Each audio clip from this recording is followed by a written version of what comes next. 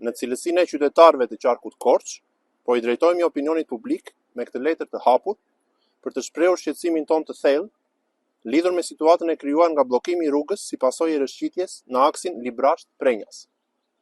Kjo situatë po sjell pasoja të rënda në qarkullim, ekonomi, siguri publike dhe në funksionimin normal të jetës sociale në të gjithë qarkun e Korçës. Gjendja aktuale ka krijuar izolim të pjesshëm të rajonit, vështirësi serioze për bizneset dhe transportin, si dhe rrezik potencial për sigurinë e qytetarëve, që detyrohen të përdorin rrugë alternative më të gjata dhe më pak të sigurta. Duke qenë se kjo situatë ka karakter të jashtëzakonshëm dhe të kalon dimensionin administrativ të zakonshëm, kërkojmë trajtim me prioritet maksimal, institucional. Kjo kërkon përgjegjësi të përbashkët dhe reagim të koordinuar, si institucional, ashtu edhe qytetar, në mënyrë që të shmangen pasojat të mëtejshme ekonomike dhe sociale për rajonin tonë.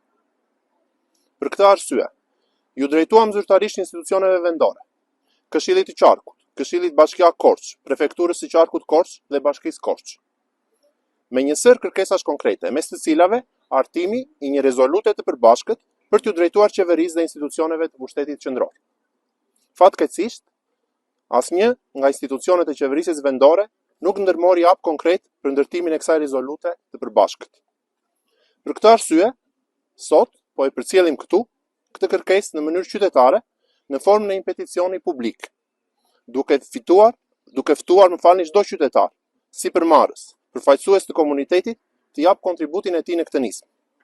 Kërkesat tona konkrete kanë të bëjnë me thirrjen e menjëhershme të një mbledhje të jashtëzakonshme të Këshillit të Qarkut dhe të gjithë të zgjedhurve vendor, pa dallime partijake, për trajtimin e situatës. Shpalljen e gjendjes së emergjencës lokale në përputhje me legjislacionin në fuqi për të përshpejtuar procedurat dhe mobilizuar fondet e nevojshme për përmirësimin e akseve alternative. Artimin dhe publikimin e një plani të qartë të ndërhyrjeje me afate konkrete realizimi. Identifikimin dhe vënien në dispozicion të fondeve emergjente, si dhe rialokimin e buxhetit për zgjidhje të përkohshme dhe afatgjata. Duam koordinim të menjëhershëm me institucionet qendrore përgjegjëse për infrastrukturën rrugore dhe vendosjen e tyre para përgjegjësisë institucionale, duke kërkuar afate të qarta për zgjidhjen e problemit.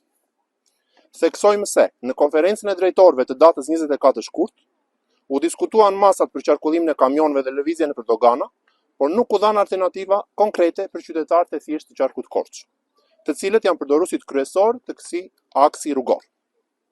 Çdo vonesë në zgjidhjen e kësaj situate rëndon drejt për drejt në ekonominë familjare dhe të biznesit, përmes anulimeve të rezervimeve, rritjes së biletave të transportit, rritjes së çmimeve e të tjerë.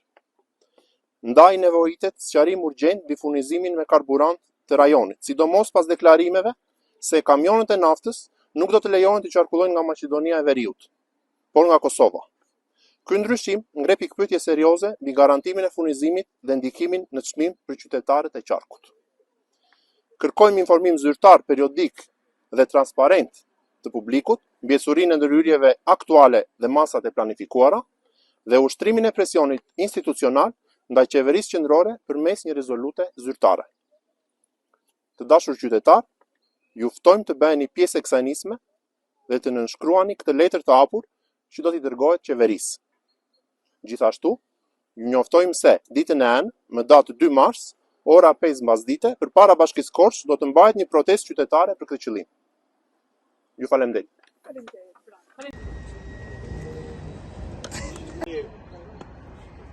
Do të ngele anonim, e këtu nuk ka zë. Kaq metër kushtere, do kaq kohë të hiqet, do kaq sensor, do kaq